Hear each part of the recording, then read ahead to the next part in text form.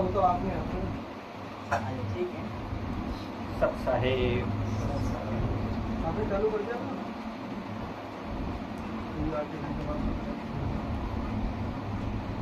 परमात्मा और काल की जब ऊपर मुलाकात हुई, उस काल और परमात्मा के बीच में एग्रीमेंट हुआ।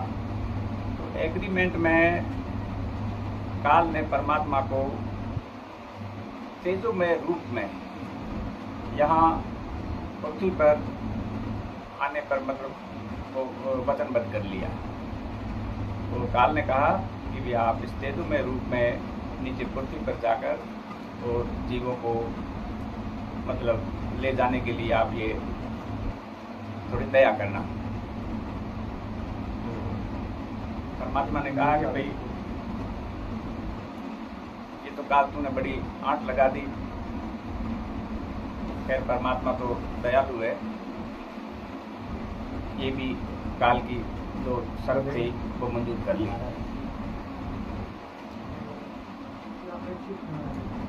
तो इस समय सबसे बड़ी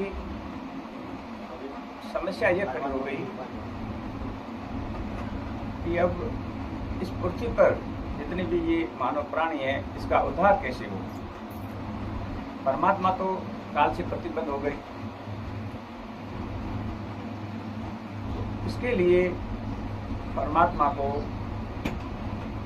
यहाँ पृथ्वी मृत्युलोक में एक देही गुरु की आवश्यकता पड़ी। इस संबंध में हमारे गुरु संत रामपाल जी महाराज बताते हैं कि परमात्मा कबीर जी साहिब ने एक ही समय में एक ही गुरु निर्धारित करने की व्यवस्था बना रखी है। और परमात्मा के सूक्ष्म वेद में भी 4 गुरुओं की कथा में ये सब कुछ बता रखा है जो आज यहाँ। अब ये कोई जीव की बात कहने की मतलब बातें नहीं है, ये परमात्मा का ही सत्संग से जो सुना है वही बताया जा रहा है। तो एक ही समय में एक ही गुरु निर्धारित करने का परमात्मा के कहने का भाव यह है कि चारों युगों में 4 गुरु निर्धारित किए देही गुरु। जैसे सतयुग में सहते जी, और त्रेता युग में बंके जी, द्वापर में चतुर्भुज जी, और चौथा जो ये कलयुग चल रहा है, इस कलयुग में धर्मदास जी महाराज जी को देही गुरु के रूप में स्थापित किया। और धर्मदास जी को सारी विधिवत जो भी नाम देने का जो प्रोसेस था विधिवत उनको दिया और उन्हें गुरु पद देकर उनको आशीर्वाद दे दिया कि इस पृथ्वी पर जितने भी मानव प्राणी इस कलयुग के लिए आप गुरु निर्धारित है और आप ही से ये सारा संसार है जो पार होगा।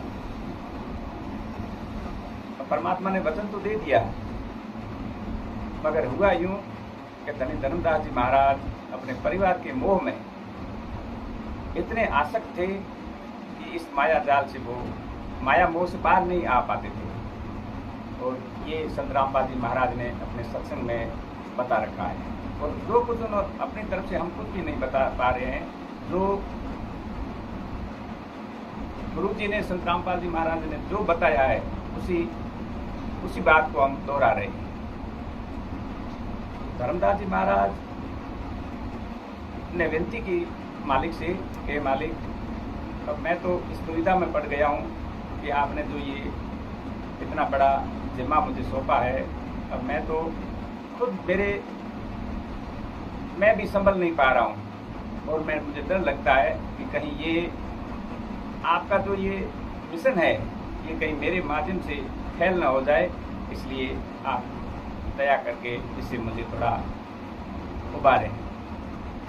तो मालिक समझ गए कि भाई अब ये अभी ये मिशन ये सारा उजागर हो जाएगा और ये जो सार शब्द वगैरह जो नाम हमको किया था परमात्मा ने नाम, ये नाम अभी ये परिवार के बीच में अपना आसक्त होकर सारा ये खोल देगा तो आगे जीवों का उद्धार नहीं हो पाएगा। तो परमात्मा ने इस बात को उनको माफ़ी दे दी। और गुरु जी ने बताया कि इस आगे जाकर धर्मदास जी महाराज को जगन्नाथ के मंदिर में जाकर जीवित समाधि दे दी। और इस काम से पहले, समाधि देने से पहले, धर्मदास जी महाराज की समक्ष ही इनके दूसरे पुत्र के रूप में चूड़ामणि जी को ये धर्मदास जी वाला काम सौंपा और उनको आशीर्वाद दे दिया कि ये पिछली पीढ़ी में ये गुरु निर्धारित होंगे और इन्हीं के माध्यम से सारा संसार पार होगा और उसमें मैं आऊँगा। इस संबंध में परमात्मा ने, ये मूल ज्ञान में आता है, इस मूल ज्ञान के बारे में परमात्मा ने धर्मदास जी से वाणी सांकेतिक रूप में लिपिबद्ध करवाया कि 13 वर्ष चले रजदानी, वंश चूड़ामणि प्रगटे ज्ञानी, तिनकी देह छाया नहीं होई, सर्व पृथ्वी प्रमाणिक होई। अब ये तो वो मूल ज्ञान है।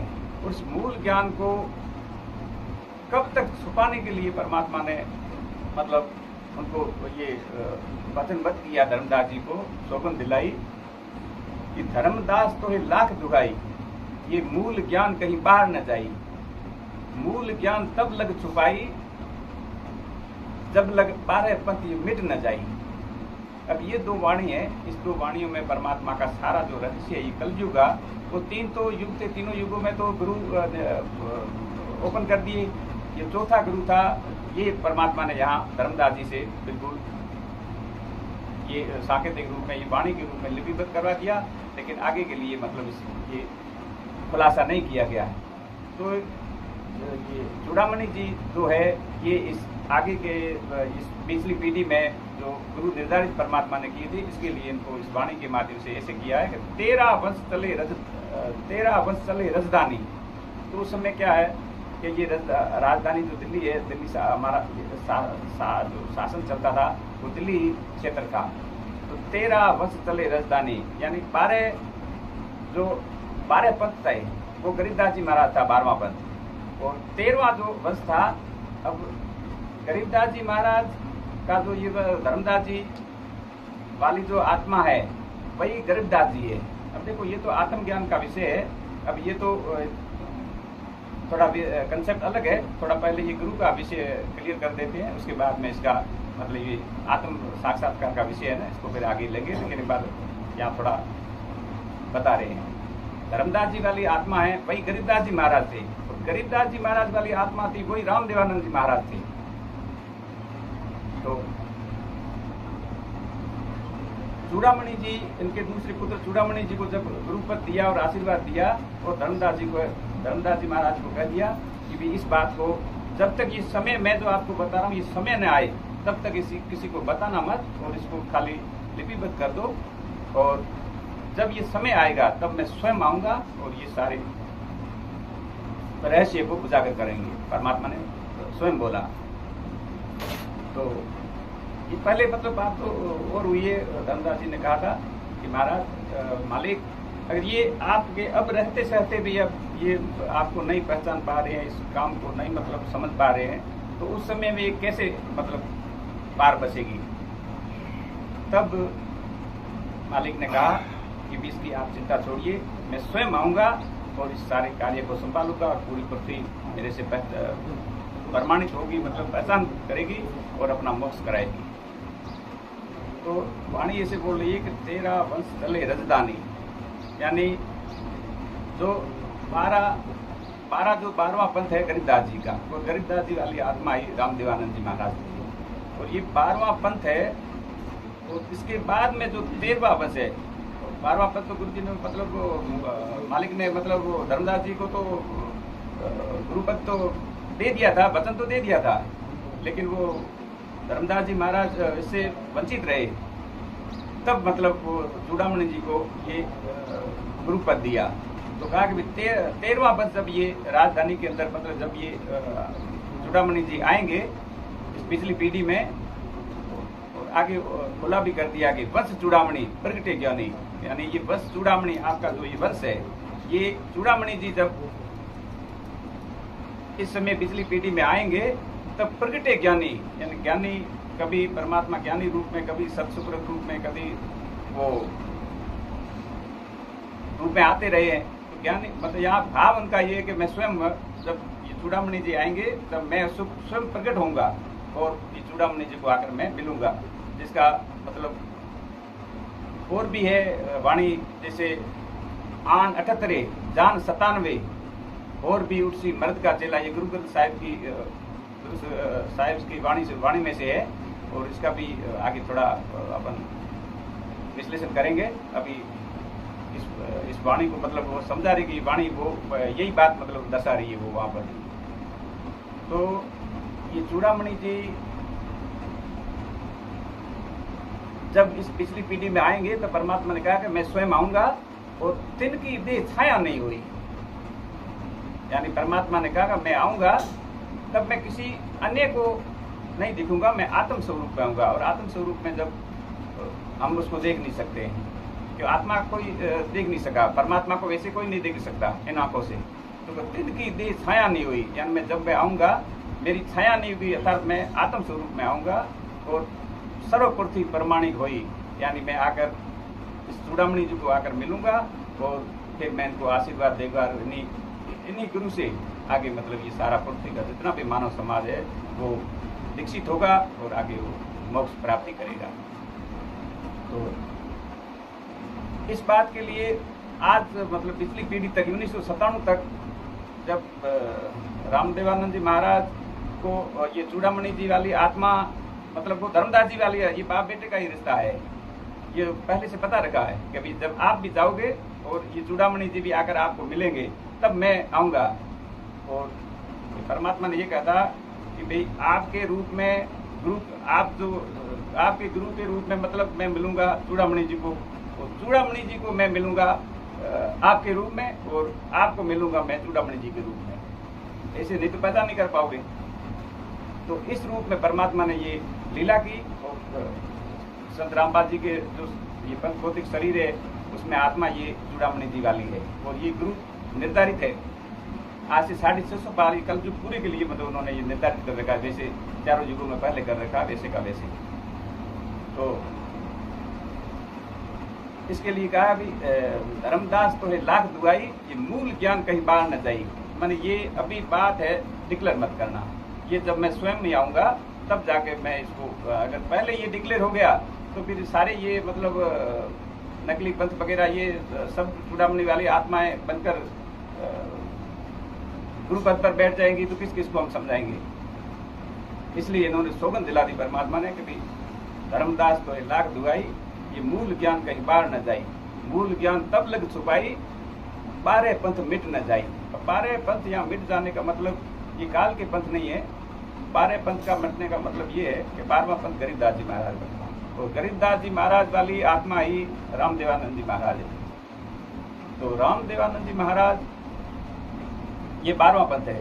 ये 12वां पंथ को जब तक ये 13वां पंथ, 13वां जो वंश है ये आकर आपस में नहीं मिले, आपस में आप मतलब धर्मदास जी को कहा कि आप और ये चूड़ामणि दोनों आकर जब तक नहीं मिलोगे आप तब तक ये इसको बात को छुपाए रखना, और फिर इस बात को मैं स्वयं प्रकट होऊंगा और ये बात को मैं पूरी पृथ्वी को मतलब प्रमाणित करूंगा।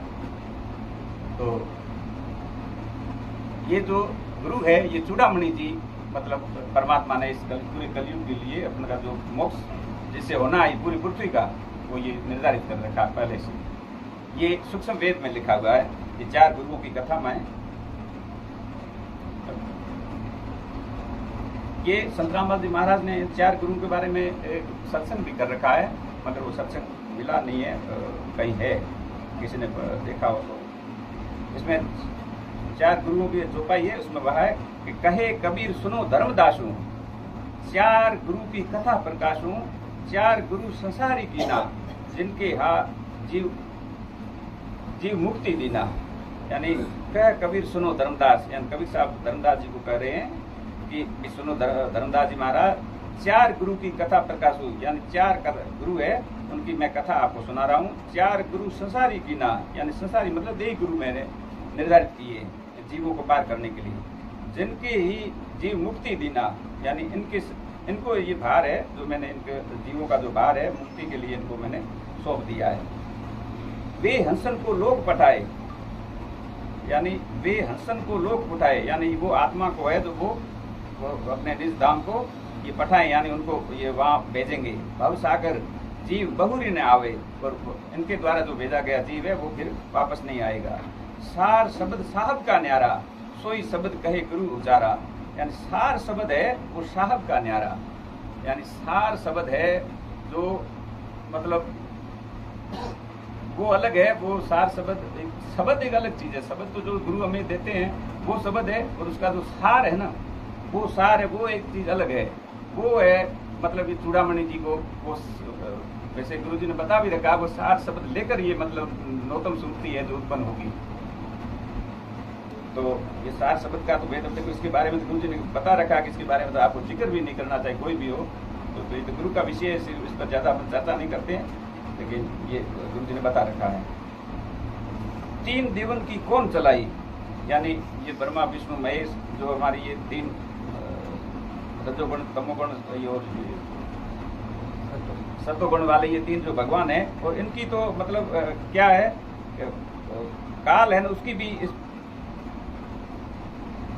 काल की भी इस पर मतलब नहीं चलती है। शब्द संग हंसा घर जाई, यानी सार शब्द के संग है जो ये आत्माएं हैं वो अपने घर जाएगी। काल अपर बल देख डराई, यानी सार शब्द को देखकर, और जिसके पास में सार शब्द होगा ये बहुत बड़ा मतलब अपर बल है, और इसको देखकर ये काल डरता है, और किसी से काल नहीं डरता है।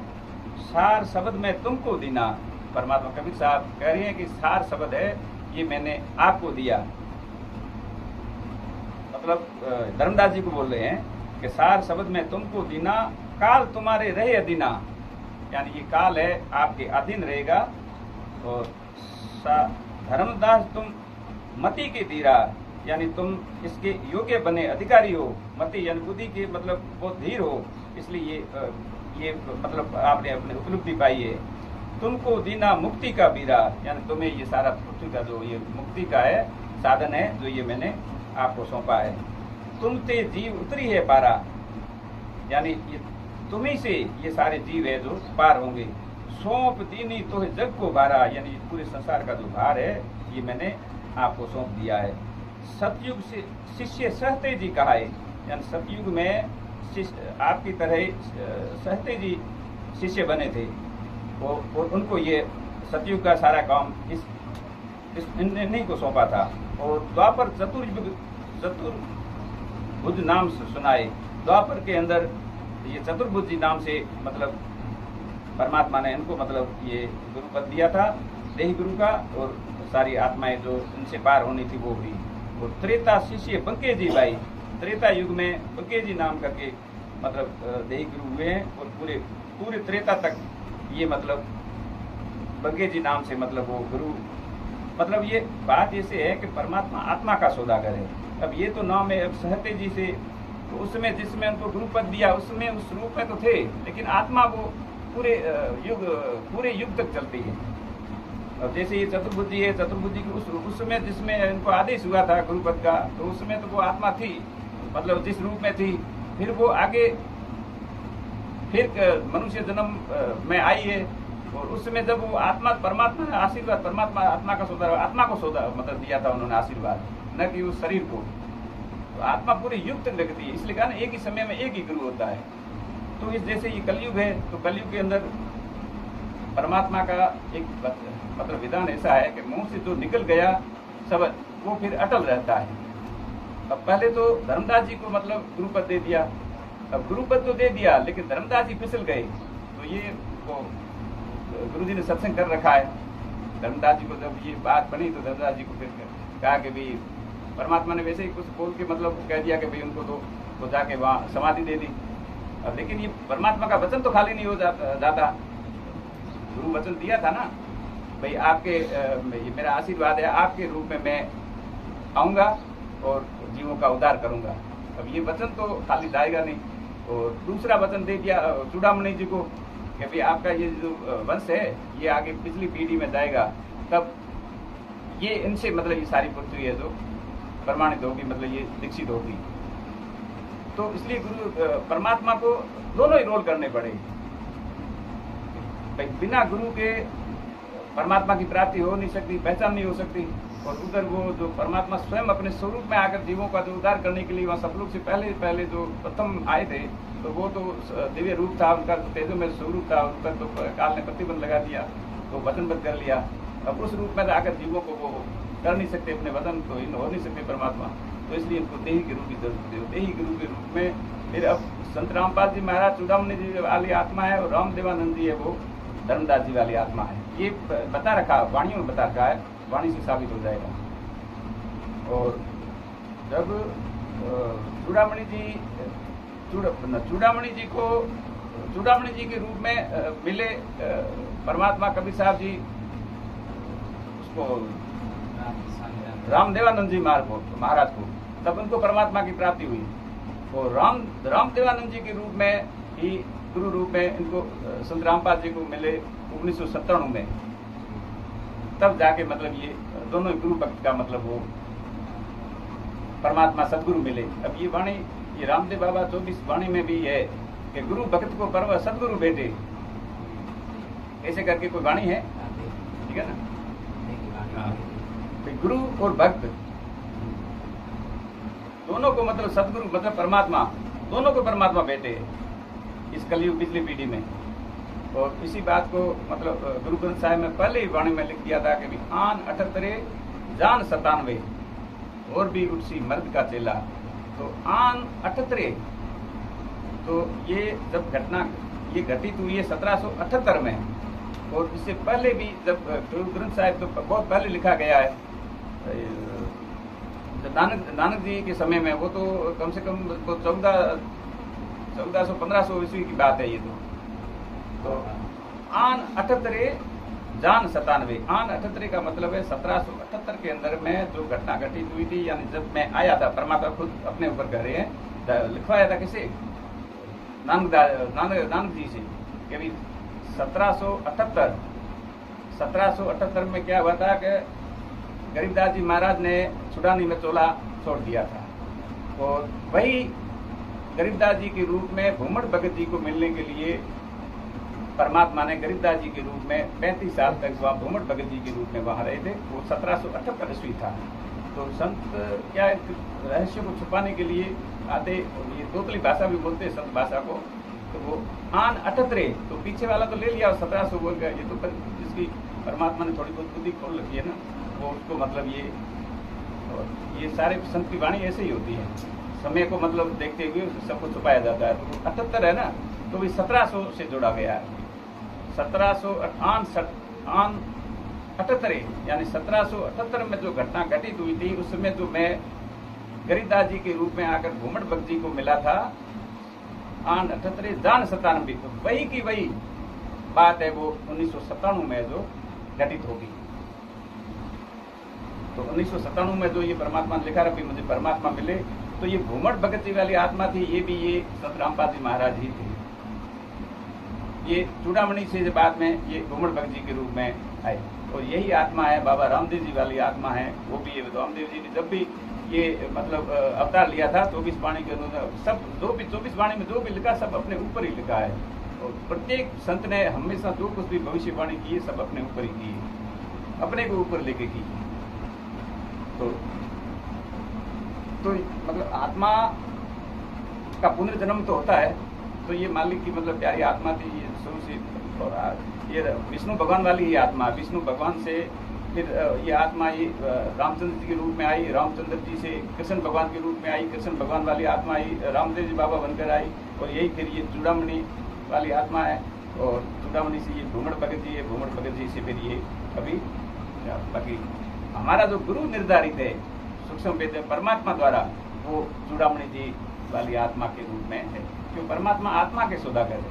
अब वो आत्मा तो हम पूरे कलयुग के लिए, अब इनको परमात्मा मिल गए और ये काम यहाँ तक समाप्त हो गया, तो उससे आगे के लिए इन्होंने मतलब वो गुरु का पद ही मतलब समाप्त कर दिया, अपने मुख से बोल दिया कि आगे कोई गुरु नहीं रहेगा। जब तक ये ज्ञान चलेगा, ये मेरा ये इलेक्ट्रॉनिक स्वरूप चलेगा, तो इसके बाद में आगे कोई दूसरा गुरु नहीं रहेगा, क्योंकि इन्होंने भाई मुक्ति का साधन पा लिया, परमात्मा आत्म परमात्मा दोनों ज्ञान प्राप्त कर लिया।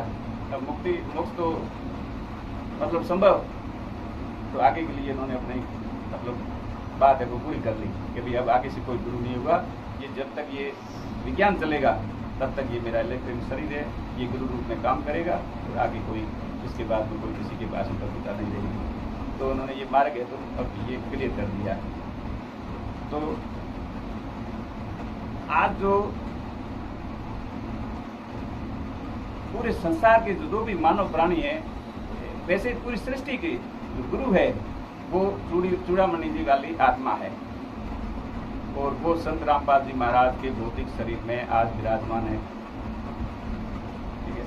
और अब ये बात है कि भाई आप और हम बैठे हैं कि भाई कोई भी ये कह सकता है कि हम कैसे माने कि भाई ये चूड़ामणि जी वाली आत्मा है।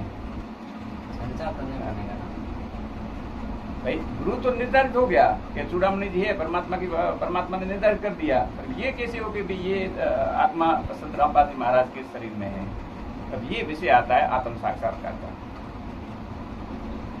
भाई आत्मा का जब साक्षात्कार होता है ना तब मालूम पड़ेगा ना।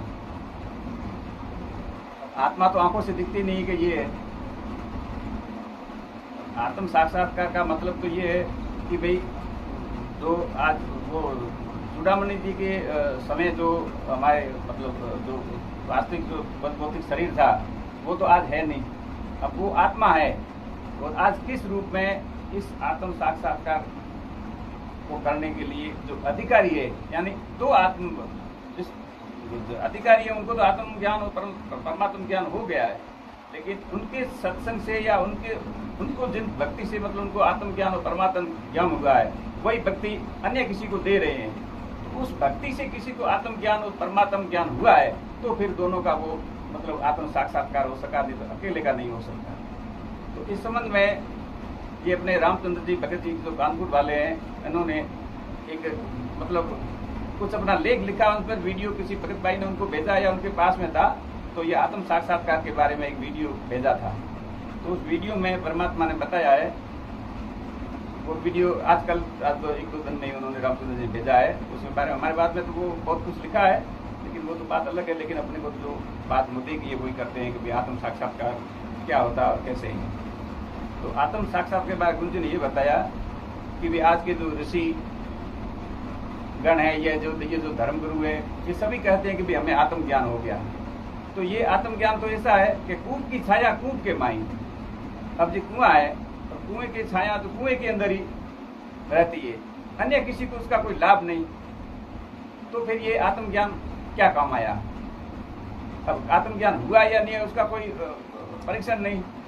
कुएं की छाया कुएं तक ही निर्भर है, उसको दूसरा कोई उसका लाभ नहीं ले सकती। क्योंकि आत्म ज्ञान का क्या होना चाहिए भाई? आत्म ज्ञान में तो ये होना चाहिए कि हम कौन है।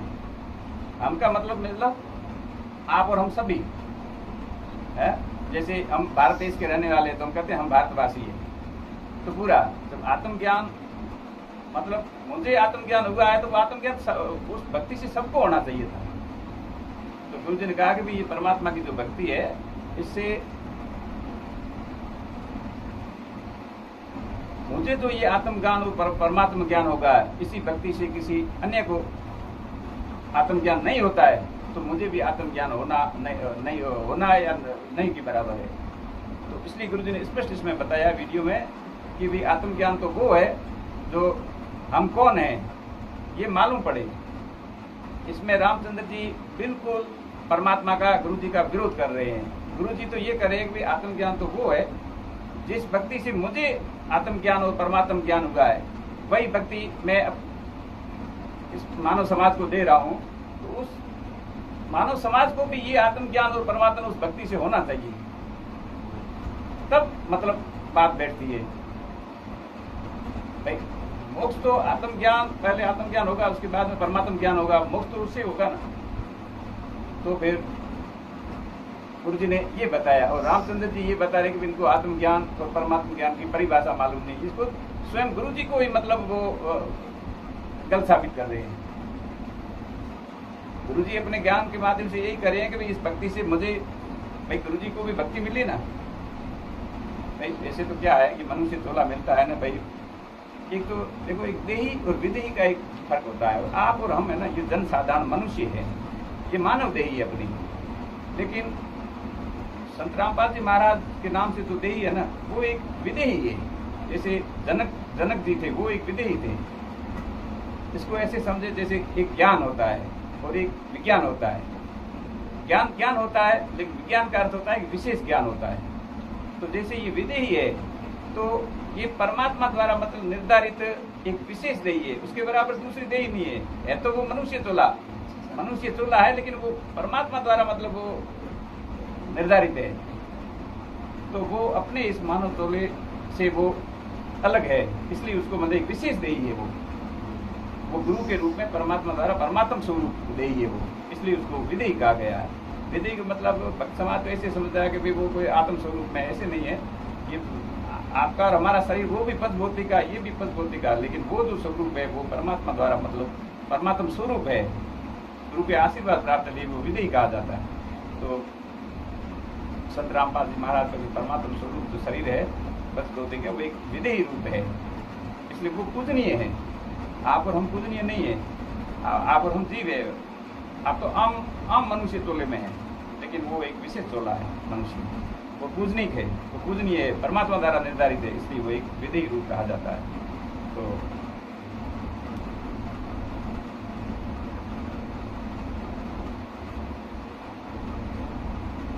तो इस विदेही रूप को मतलब परमात्मा ने पहचानने के लिए, आत्म साक्षात्कार के लिए गुरु जी ने ये बताया कि इस भक्ति से जब तक जो मुझे आत्म ज्ञान और परमात्म ज्ञान हुआ है, जब तक दूसरे किसी को नहीं होगा, तब तक मेरे पास में ये आत्म ज्ञान है, मेरे तक सीमित रहेगा। आगे इसको परमात्मा की भक्ति को कौन मानेगा? कबीर साहब की भक्ति से ये मोक्ष होगा। तो ये मतलब मालिक की दया इस दास पर हुई है और ये सत्संग के माध्यम से हुई है। गुरु जी ने स्पष्ट बताया कि सत्संग में आत्म ज्ञान और परमात्म ज्ञान बताया गया है। अब कोई तो भक्त समाज ऐसे भी बोल रहा है कि ये तो गुरु जी के पास में गया ही नहीं। अब गुरु जी के पास में नहीं गया वो एक अलग बात है, वो मैटर भी अलग है। लेकिन सत्संग तो जैसे ये बादल है, ये बरसते हैं, तब ये थोड़ी देखते हैं कि भाई कोई उपजाऊ भूमि है या बंजर भूमि है या कुर्डियों पे बरसते हैं। वो तो समान बरसते हैं ना, जहाँ भी चलते हैं वो समान, तो किसी को नहीं मतलब। वो तो संत के जो सत्संग है, उनके जो अमृत वचन है, वो तो पूरे संसार के लिए होते हैं, किसी विशेष के लिए, व्यक्ति विशेष के लिए थोड़े होते हैं। तो इसी प्रकार वो सत्संग मुझे भी प्राप्त हुआ, तो सत्संग मैंने भी उस पर अमल किया, उस पर चला, तो मुझे आज भी सारा समझ में आया। तो अब इसकी अधिकारी संत रामपाल जी महाराज है और आत्म साक्षात्कार के लिए अब जैसे सरकारी जॉब है, उसमें एक साक्षात्कार इंटरव्यू का एक विषय आता है। तो उसमें जो अधिकारी होता है और स्टूडेंट होता है, उसका मतलब साक्षात्कार करते हैं कि भाई जो जिस रैंक के लिए वो उसने एग्जाम दिया है, उस रैंक के वो पर काबिल होने के लिए वो लड़का फिट है कि नहीं, इसलिए उसका साक्षात्कार कराया जाता है कि भाई इसके अंदर टैलेंट, वो योग्यता है कि नहीं है उस रैंक जिस पद के लिए इसने मतलब ये एग्जाम दिया है। तो इसी तरह ये आत्म साक्षात्कार का भी विषय है। तो ये जो अधिकारी है वो इस बात से मतलब सिद्ध करेंगे कि भी वास्तविक ये आत्मज्ञान हुआ है और परमात्म ज्ञान हुआ है। तो ये आत्माओं का जो इतना सारा अभी जो बताया ना, ये बिना आत्मज्ञान परमात्म ज्ञान के बिना ये हो नहीं सकता, कोई कह नहीं सकता। तो अब इसमें एक काग भूषण वाली आत्मा का इसमें विषय और जुड़ जाता है कि परमात्मा का एक सत्संग है, जिसमें ये परमात्मा ने, गुरु जी ने स्पष्ट बता रखा है कि उस काग भूषण को वहाँ ऊपर वो वस्तु भी दिखाई और सार नाम भी दिया। तो उस वस्तु के लिए तो हम ये प्रयास कर रहे हैं, कारण कि वस्तु कहाँ, वही वाणी है परमात्मा की।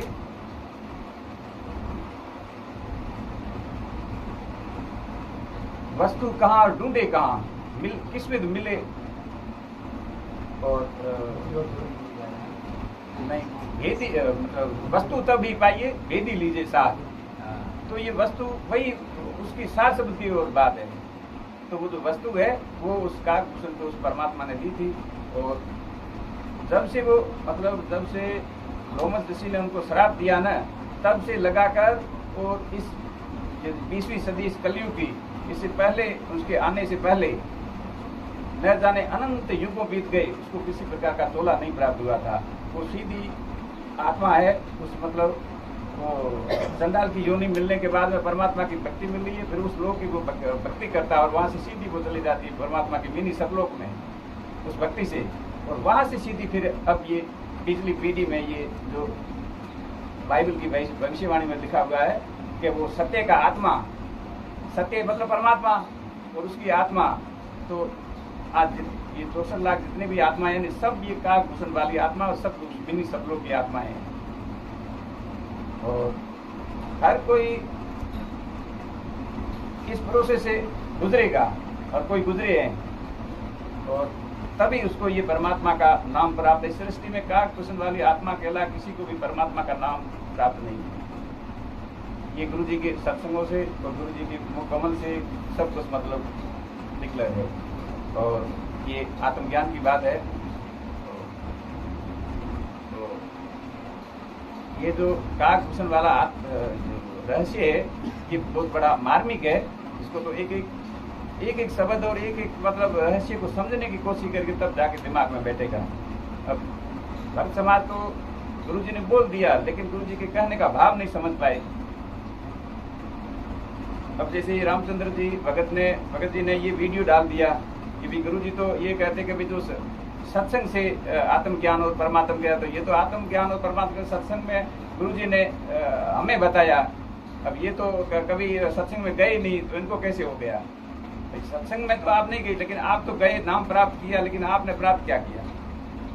आपको आत्मज्ञान हुआ तो आप आओ आगे।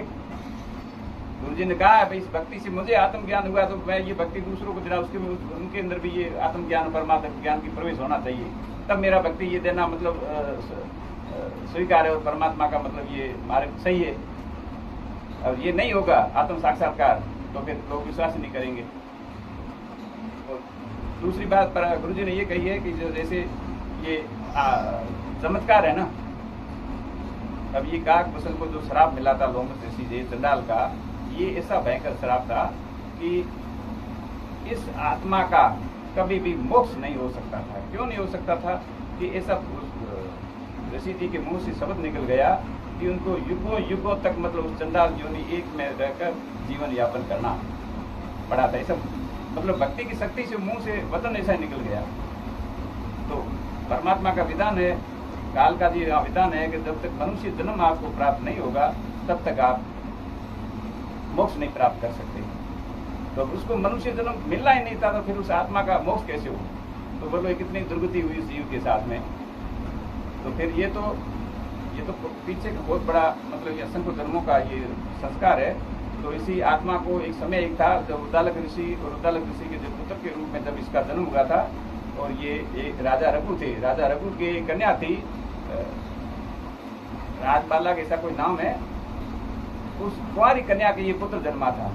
अच्छा एक बात यहाँ कंसेप्ट क्लियर कर दूं कि सृष्टि के अंदर दो तरह के मतलब मालिक ने मतलब वंश बताए। एक तो वचन वंश चल रहा है और एक चल रहा है ये बिंद वाला।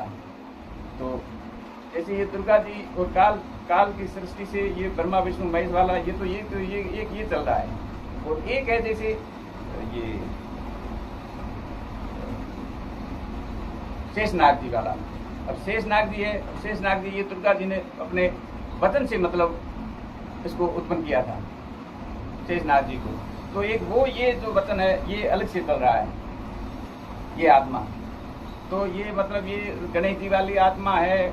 ये होता ये अभी मैंने कहा ये जो रघुवंश में जो ये राजबाला है उनके गर्भ में जो ये नचिकेता है ना, नचिकेता कहो या नासकेतु कहो, ये एक ही बात है। ये काकभूषण वाली है, ये भीम वाली आत्मा है, ये वो मेघनाथ है, रावण का बेटा ये मेघनाथ यही है। और एक वो जो एक घोड़े वाला जो मतलब ये अवतार हुआ ना, 10 अवतारों में से एक है, एक अवतार है ना ये भी मतलब मुंह वाला, घोड़े के मुंह वाला एक अवतार है जो विष्णु भगवान ने मतलब वैसा ही रूप धारण करके उसको खत्म किया था उस दानों को। तो 10 अवतार में से ये है। तो इन अवतारों में से मतलब ये आत्मा वो की वो है। ये कौन सी? ये शेषनाग वाली। फिर जब उनका समय पूरा होता है तो फिर भक्ति होती है, फिर आगे जाके चलती है, उसका दूसरा सेट करते रहते हैं, आगे जाके ये आत्माएं चलती रहती है। तो ये बदन वंश वाला जो है इस तरह ये चलता है। तो ये काकभूषण वाली आत्मा है, यही ये शेषनाग वाली आत्मा शुरू से मतलब ये शेषनाग की आत्मा है। और फिर ये मतलब काकभूषण वाला वो ये जो विषय गुरु जी ने मतलब इस तरह बताया है कि भी ये हर आदमी है ना इस प्रोसेस से गुजर के ही परमात्मा का नाम प्राप्त कर सकता है, दूसरा कोई विकल्प नहीं है। इस प्रोसेस से ही परमात्मा वो ये मतलब कृपा होती है, उसको आत्मज्ञान होता है। किससे? धर्मराज से। वो जब तालक ऋषि के यहाँ जो ये पुत्र उत्पन्न होता है तो उसको यज्ञ होता है। उस यज्ञ के माध्यम से फिर पिताजी वो रुष्ट हो जाते हैं, उनके माध्यम से फिर वो चले जाते हैं वहाँ धर्मराज के वहाँ। और धर्मराज 3 जिसको वरदान देते हैं उसमें से ये आत्मज्ञान होने का मतलब वरदान देते हैं। उस आत्मज्ञान के हिसाब से ही ये फिर आत्मा वहाँ नर्म हुई। और लोमस ऋषि ने जो श्राप दिया था उसका फिर वो मतलब कोई मतलब उसका मतलब विरोध नहीं किया और थोड़ी नम्र हुई और मायूस होकर उनको जो परमात्मा से जो परमात्मा के रूप में लोमस ऋषि वाले आत्मा को परमात्मा के रूप में मतलब प्राप्त होने का उन्होंने वरदान मांगा था। और वही वचन है जो आज इस वर्तमान समय में ये लोमस ऋषि जी वाली आत्मा है वो भी आज संत रामपाल जी महाराज जी। ईसा जी वाली जो आत्मा है वो भी ये संत रामपाल जी महाराज जी। ये आत्मा मतलब कर्मानुसार अपने अनुसार ये हमेशा अनेकों रूप है, लेकिन अब ये परमात्मा के रूप में मतलब ये जो मिलना अभी अपने को जो प्राप्त है ना ये मतलब ये वरदान स्वरूप है कि अभी आप परमात्मा के रूप में मुझे परमात्मा की याद सदा बनी रहे। ये काकभूषण ने मतलब ये वरदान मांगा था। तो अगर ये मेहर नहीं होती तो आज इस सृष्टि में किसी भी मनुष्य का मतलब मोक्ष नहीं हो सकता था। ये सबसे बड़ा मतलब है जो मतलब गूढ़ रहस्य है। नहीं तो क्या है कि परमात्मा तो सतलोक से जब आए थे इस जीवों को उद्धार करने के लिए थे वो तो जो मार्ग था वो तो अवरुद्ध कर लिया काल ने, दूसरा कोई विकल्प ही नहीं बचा था। और ये देही गुरु के रूप में फिर ये जो काल ने मतलब ये फिर ये आगे से आगे चलता रहता है काम। अब जैसे लोमस ऋषि जी ने काकभूषण जी को श्राप दिया तो ये नेक्स्ट जन्म में यही आत्मा फिर को लोमस ऋषि के रूप में आ जाती है। इस काल युग में ऐसा कि जैसा करो वैसा भरो। तो आज मैंने जो कर्म किया वो आने वाले समय में उसी जगह मुझे भी वो कर्म मेरे पर लागू होगा। तो ये फिर आगे से आगे चलता रहता है। तो ऐसी काकभूषण वाली आत्मा इस मिनी सतलोक में जितनी भी आत्माएं हैं सब काकभूषण वाली आत्माएं। और ये 200 लाख में ये सब भी वहीं से आई हुई है मिनी सतलोक से। ये सभी वो मतलब काकभूषण वाली है। ये सत्संग से पूरा क्लियर है। और एक इसमें इतना अंतर है कि जो आज से पहले के जो कलयुग है उसमें जो आत्माएं अब जैसे आई है ना वो उनके तो अनेक मनुष्य जन्म हो चुके हैं, वो थोड़ा भूतपूर्व हो गई है। और आज जैसे ये दास है तो ये वर्तमान है। तो ये वहाँ से सीधा मिनी सतलोक में और मिनी सतलोक से फिर अब आज या पृथ्वी पर भटका है। तो ये आत्मा और उस आत्मा में थोड़ा अंतर है, वर्तमान और भूतकाल का। तो कहने का मतलब यही है कि गुरु ये परमात्मा ने जो हमारे लिए इस मानव जीवन में जो गुरु निर्धारित कर रखा है वो ये चूड़ामणि जी के रूप में निर्धारित है। और थोड़ा आपका बंद हो गया आप बता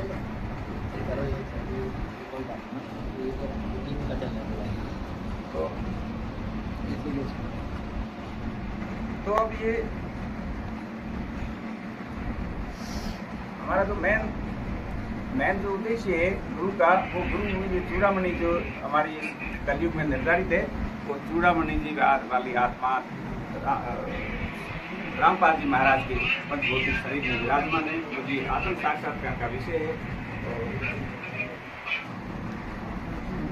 और इसके लिए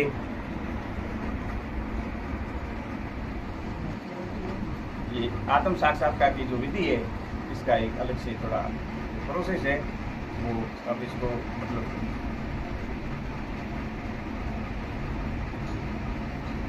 ये तो स्वयं जो अधिकारी है वही इस काम विषय को करेंगे। उसके लिए हम आगे हम वहाँ तक कैसे पहुँचे, इसके लिए हम गुरु जी का जो परिवार है उनसे हम बात करेंगे इस संबंध में। भाई हमारा ये अनमोल जो मनुष्य जन्म मिला हमें, इसका हमारा जो उद्देश्य है वो अब हमारा इसी जन्म में और इन्हीं गुरु से अगर हमारा मोक्ष होना है तो फिर इनके लिए हम आगे कदम बढ़ाएंगे। उनके परिवार तक भी हम ये बात रखेंगे। और हमारा जो ये मतलब ये जो धार्मिक स्वतंत्रता का जो अधिकार है और ये जो ग्रंथ है वगैरह है जो गवर्नमेंट इनको सरकार है मान्यता दे रखी है, इसके अंतर्गत भी हम न्यायालय में हमें अपने विचार रखेंगे ताकि हमारा इस अनमोल मनुष्य जन्म मिला है, इसलिए हमारा मतलब इस उद्देश्य को हम प्राप्ति कर सकें। ये थोड़ा आगे का विषय है, लेकिन आज ये गुरु का विषय है जो ये क्लियर किया गया है। सत्संग बंदी शॉर्ट सतगुरु संत रामपाल जी महाराज की जय हो।